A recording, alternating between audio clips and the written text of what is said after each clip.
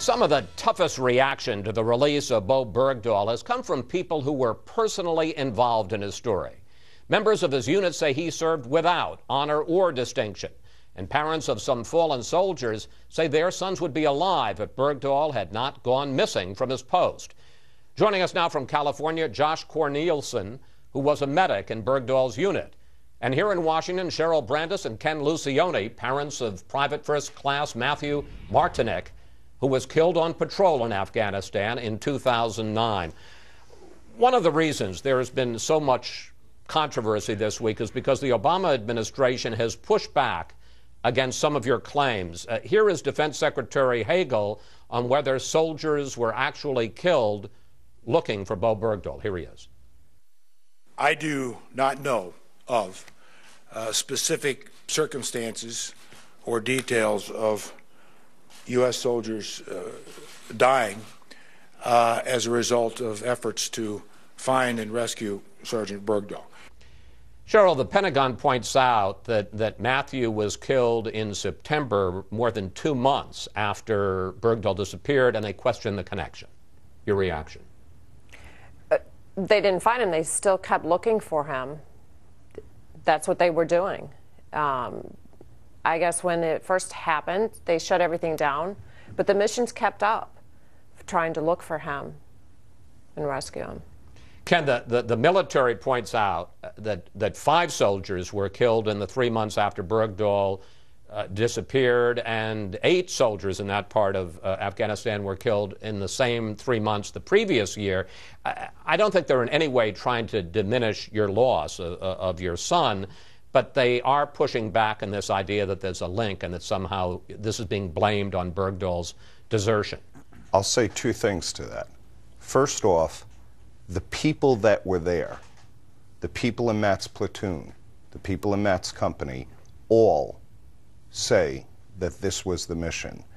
Nobody's coming out saying, well, no, it wasn't the mission. Second, if he worked for me, the statement that was just made, you're talking about Secretary Hagel? Correct.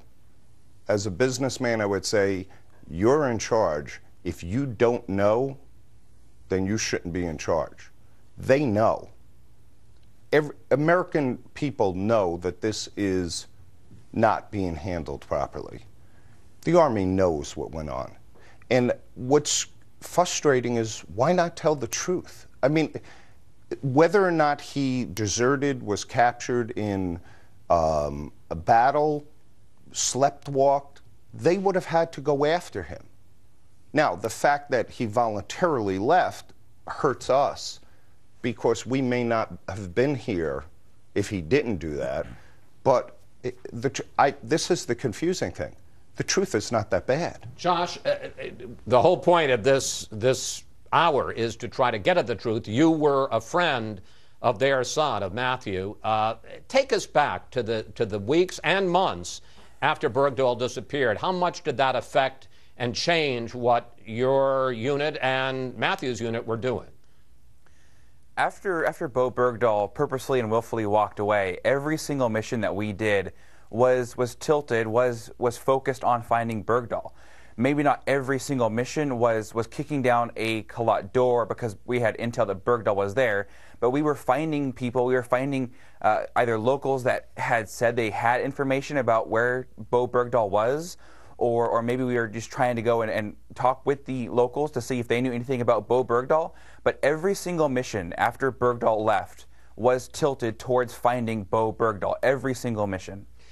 Josh, members of your unit, including you, have been speaking out since Bergdahl was released, and the administration has also been pushing back at some of the comments that you and your colleagues have made. Here is a spokeswoman for the State Department on some of the comments your unit has made. Take a look. You've had all this time, 5 years, to determine whether he was a deserter or not. That's a long time. He's been in captivity, Lucas. I think he's probably the person who knows best what happened on that night. Well, I think that his squad mates have the best indication what happened. I don't think that that's the case. I don't think that's the case. Josh, your reaction to hearing somebody from the State Department podium say that in effect you guys don't know what went on, and some on background have been have been tougher, talking about smearing Bergdahl or swift-boating Bergdahl? I don't know what people want to, or what certain people want to hear. I was there. Everybody else that I've been, that we've been talking with or to or whatever, there's been 6 of us primarily. We were there. This isn't some story that we're making up. We were there for the night Bergdahl left. We were there for the morning when we realized he wasn't there. We were there for the following 90 days of absolute just agony that Bergdahl put us through. This isn't second or third-hand reports or accounts. We were there running missions every single day to try and find Bo Bergdahl.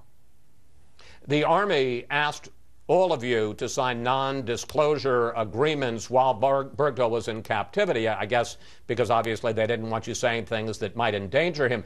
Did you sign one of those non-disclosure agreements, and why are you speaking out now, sir?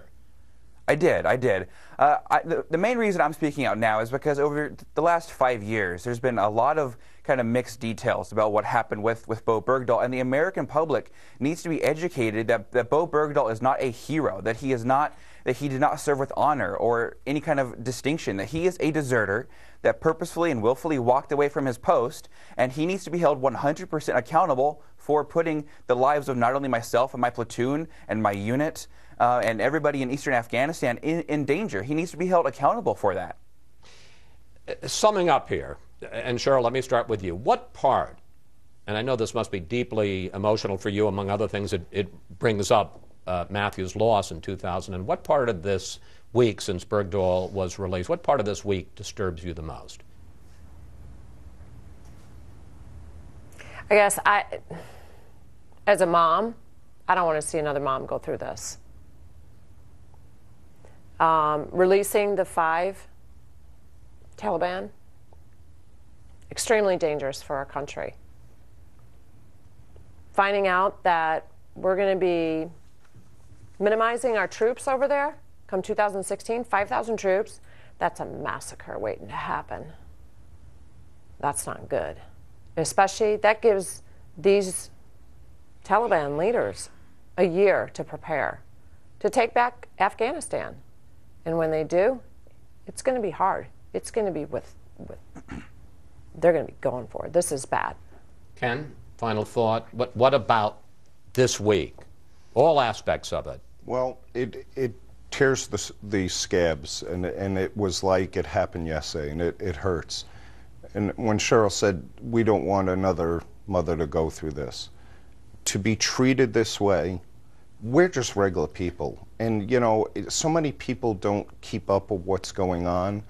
They need to understand they could be the next story where something happens and they're not told the truth. The American people need to know the truth about Bo Bergdahl. They need to know the truth about the decision to let 5 of the worst go when 12 years of U.S. troops, foreign troops, people risk their lives, families' lives have been upended. To take those type of people away and either put them away or kill them, and now we say we were only kidding and let them go. There's a big problem here, and this is why we're doing this. Matthew was an honorable person. Everybody loved him. And we are doing this for Matthew. We're doing it for the soldiers like Josh. Ken, Cheryl, Josh, thank you all so much for coming in today, sharing your stories with us. Thank you. Thank you, Chris. Thank you. How could the president and top advisors have miscalculated so badly about what Susan Rice had first called a joyous day? Our Sunday group weighs in next. Plus, what would you like to ask the panel about how the White House has handled the prisoner swap? Just go to Facebook or Twitter @Fox News Sunday, and we may use your question on the air.